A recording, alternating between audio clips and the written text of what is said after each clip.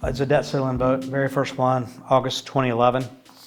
And we were waiting on that vote to be called. And actually, a group of us had gone to meet with Speaker Boehner and his team about that bill.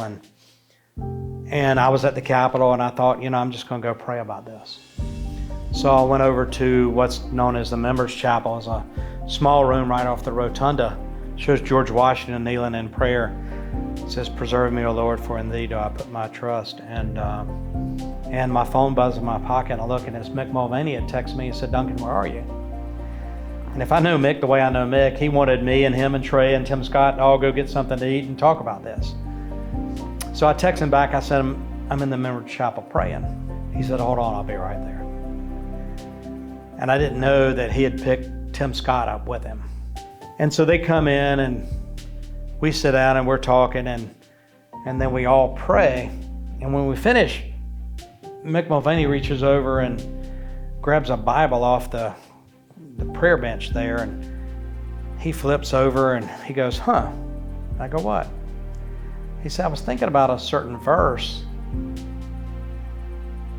and I flipped to the scripture I thought was it, but look at what I turned to." That's Proverbs 22:7. It says, now keep in mind, we're getting ready to vote on raising the nation's debt ceiling, allowing the government to borrow more money.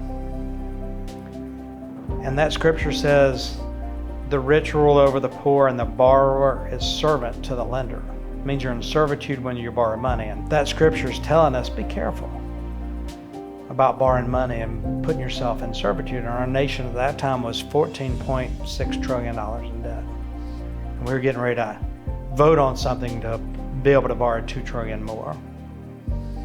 And if you think about the servitude our nation's under now versus then, 14.6, and now we're $34 trillion plus in debt, we really need to remember that scripture and remember that advice.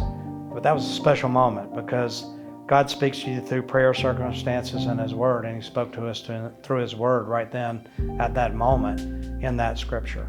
And that's something I'll never forget.